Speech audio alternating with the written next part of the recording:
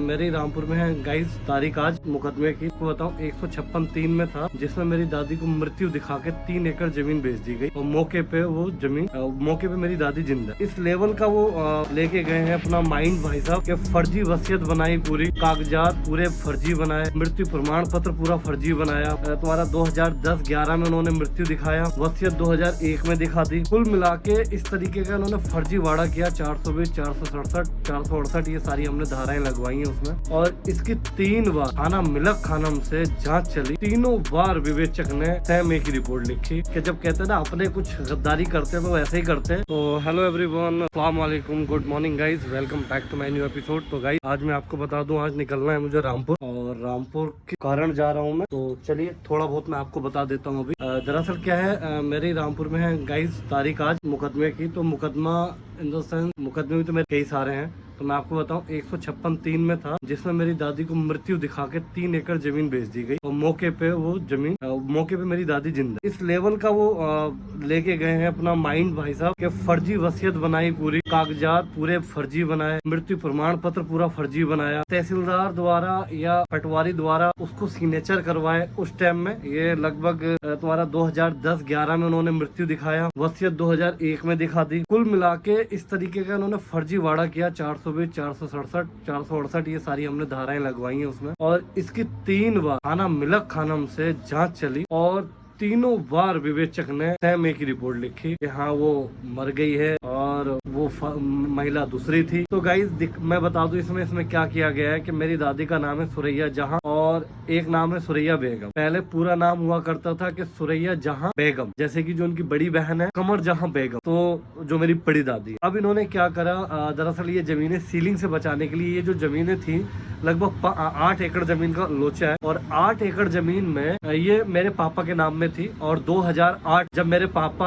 2007 में बिल्कुल ठीक ठाक थे, सलामत थे, तो ये 8 एकड़ जमीन मेरे बाप के नाम में थी। उसके बाद जैसे ही 2008 में खत्म हुए, इसको सीलिंग से बचाने के लिए जमीनों को, क्योंकि दादी के नाम में काफी जमीन ऑलरेडी पहले से ही थी और 8 एकड़ भी लेके आनी थी, तो इन्होंने एक ही महिला के 2 महिला बना दी, जिसमें की सुरैया जहां पुत्री आबिद अली खां और सुरैया बेगम पत्नी राहत अली खां। अब आपको इतना विस्तार से क्यों बता रहे हैं, क्योंकि मामला ही कुछ ऐसा है कि जब कहते हैं ना अपने कुछ गद्दारी करते हैं तो ऐसे ही करते हैं। चाहते हैं तो मुझे बचपन में बुला लेते कि नहीं यार जकी का बेटा, आप बेटे अपनी दादी के साथ रहो, अपनी फुप्पी के साथ रहो। इसमें बहुत लंबी एक तार जुड़ी है और इंशाल्लाह वो तार धीरे धीरे मैं काट रहा हूँ। और जब तार वो कटती है तकलीफ तो होती है। तो उसी मुकदमे में क्या हुआ, अब तीनों बार विवेचक ने सही रिपोर्ट ना लगा के, क्योंकि हमारे जो चचेरे दादा हैं वो कहीं ना कहीं 80 एकड़ 100 एकड़ के मालिक हैं मौजूदा तौर पे, और कहीं ना कहीं उनका प्रभाव है पूरे थाने पे। तो चलिए बहरहाल अब वो विवेचना के लिए मैंने अप्लाई किया था निचली कोर्ट में कि इसको पुलिस द्वारा जांच ना की जाए और विवेचक ना किया जाए और इसको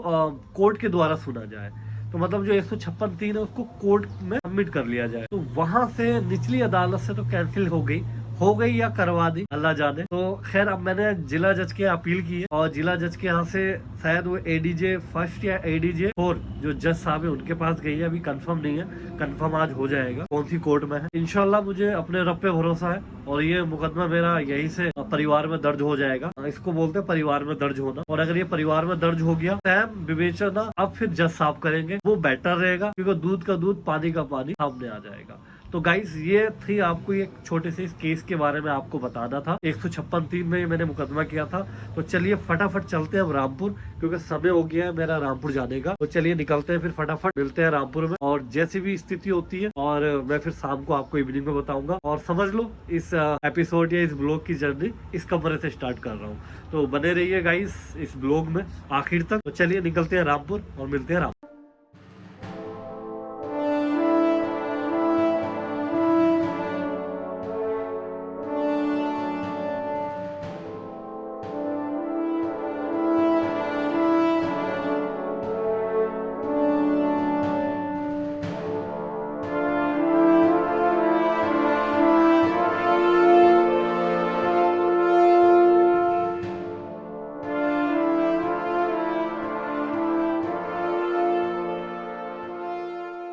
तो गाइज मैं अभी आ चुका हूँ कोर्ट से निकल के फटाफट। और कोर्ट से निकलने का ये रीज़न रहा यार, आज हो गई हड़ताल और अधिकतर मेरे साथ ऐसे ही होता है, कभी हड़ताल हो जाती है कभी कुछ हो जाता है। चलिए अभी जहाँ मैंने बाइक खड़ी करी है वहाँ से बाइक उठाते हैं और फिर निकलते हैं हम अपने कमरे पे, और कमरे पे चल के फिर बात करेंगे सब तसल्ली से। A few moments later. Hello everyone, good morning, अस्सलाम वालेकुम, welcome back to my new episode. तो फिर से आपका एक नेक्स्ट वीडियो में वेलकम है गाइस। और कचेरी गया था, कचेरी जाने के बाद गाइस हो गई हड़ताल कोर्ट की तारीख में। देखते हैं क्या होता है अभी, क्योंकि फाइनल आर्गुमेंट में है वो, और या तो परिवार में दर्ज हो जाएगी और या फिर हाई कोर्ट जाना पड़ेगा। और आपको पूरा बता तो दिया है, 156(3) मैंने 3 बार एक ही थाने में विवेचना करवाई। खैर मेरा मन नहीं था एक ही थाने में, क्योंकि फिर न्याय नहीं मिलता है। क्योंकि शुरू में जो विवेचक ने जो लिख दिया सैम उन्होंने वही लिखा। परिवार दर्ज होने के बाद तो वहाँ कंडीशन चेंज हो जाती है, क्योंकि फिर जो विवेचना थाने में होती है फिर वो कोर्ट के सामने होती है। इसलिए वो डर रहे हैं गाइज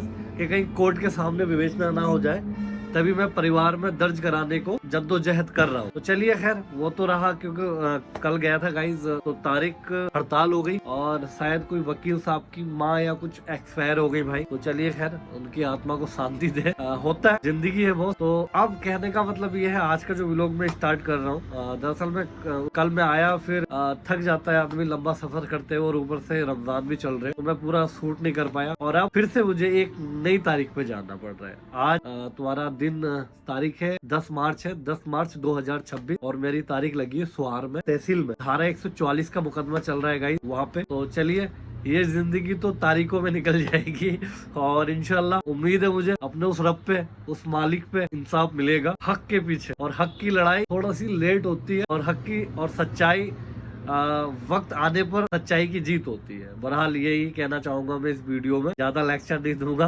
तो चलिए गाइस निकलते हैं सुहार, और सुहार की तारीख अटेंड करते हैं, और उसके बाद फिर सुहार का आपको फीडबैक देंगे कि सुहार की तारीख में क्या हुआ। चलिए गाइस निकलते हैं हम सुहार। रेडी हो चुके हैं, ये आउटफिट अपना कुर्ता पजामा पहन लिया है। इसमें इजी है, इजी ये है कि मैं सफर में नमाज वमाज पढ़ लेता हूँ कहीं भी, जैसे भी मतलब मौका मिलता है, और जहाँ मौका मिलता है वहाँ नमाज पढ़ लेते हैं।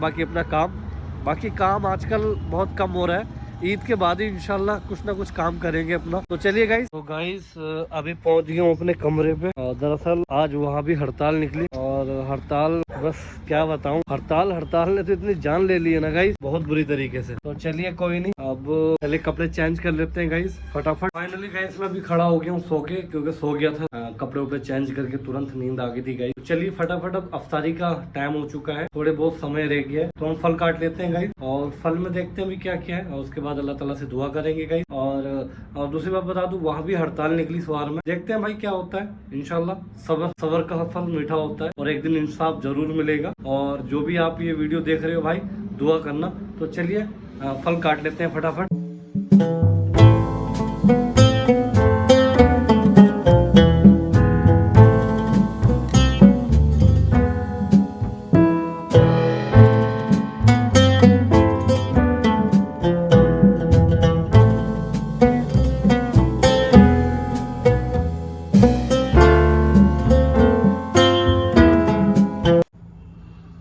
तो चलिए गाइज अफ्तारी का टाइम हो चुका है, और अफ्तार लेते हैं हम रोज़ा।